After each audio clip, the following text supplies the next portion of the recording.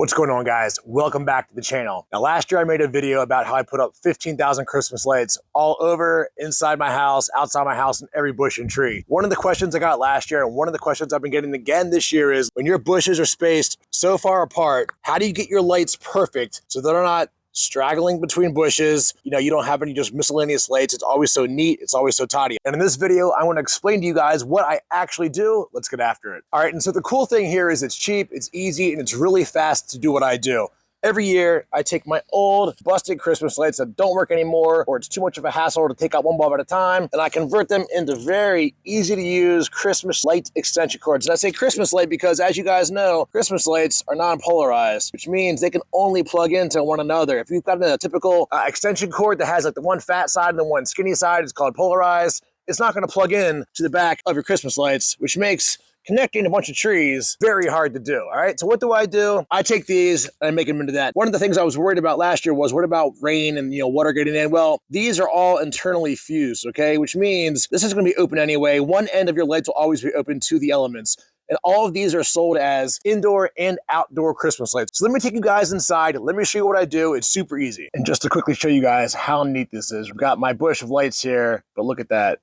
A whole almost invisible extension cord that I custom made to my next bush here. And again, you can make these as long or as short as you want to. I typically leave them kind of long just in case I have bigger gaps to cover. And again, you're not going to see them at night, so you can bundle them up behind the tree if you want to. But look, to each their own. You can make these as short or as long as you want to for your needs. All right, so we're back in the basement. Best place for me to lay out this particular strand of lights. It's about 25 feet long. The first thing you're going to want to do is just cut it to whatever length you want. So we're just going to cut it real quick. I'm just going to go with about 10 feet. And then you're going to come down to the other end because you need the other connector.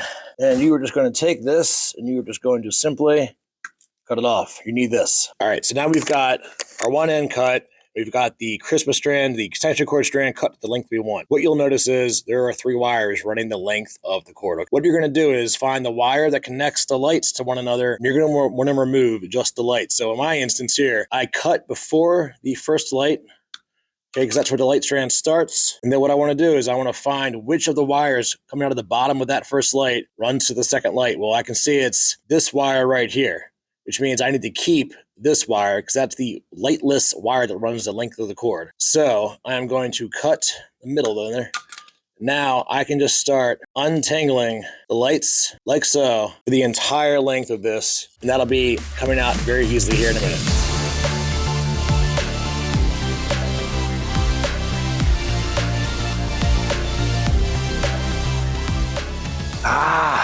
All right, all done. It is now lightless. I've got my 2 ends and I've got 3 solder joints I have to make. If this takes you more than 3 to 4 minutes to untangle these, you're doing it wrong. All right, now I've got all my tools that I need to do this laid out. You got your wire cutters here, pretty self-explanatory. We're gonna have our wire strippers here. These come in different shapes and sizes. I like this one. You're gonna wanna have some heat shrink tubing here or any other waterproofing that you can have out there. And you wanna have your soldering iron and your solder. All right, for those of you that are handy and have soldered before, you probably know how this is gonna finish at this point. You should have 3 solder joints. On the one end, you're only gonna have 1 because again, we only cut one of the 2 wires, but on the other end, we had to cut both. So we are gonna have 2 solder joints here, 1, 2, 3. First thing that I'm going to do is just strip all of the wire ends.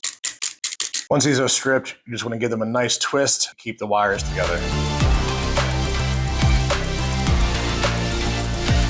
All right, well, before we start twisting our wires together to solder, don't forget to put on your shrink tube first, okay? We're going to slip on our shrink tube. Once that is on the wire, then we're just simply going to twist these ends together.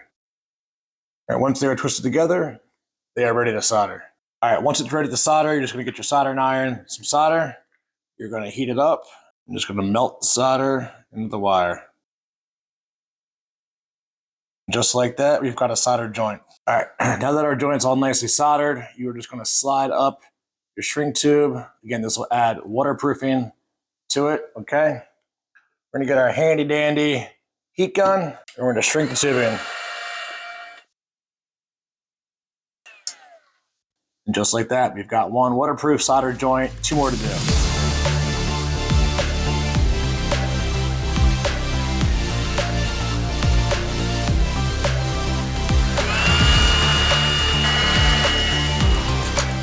All right, and voila, Another solder joint, couple solder joints done. Let's go outside.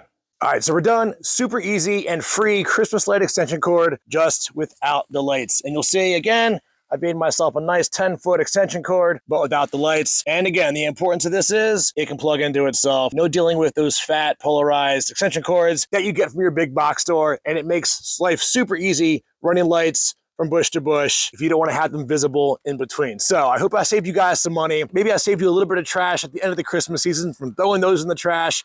Repurpose them, guys. Make them into extension cords. It makes next year and the year after that much easier, and it saves you money in the long run, all right? So if you guys like this, please smash the like button. Please comment below, and please subscribe. Until I see you guys again, get in the gym, take care of yourselves, and live your dream. I'll catch you next time.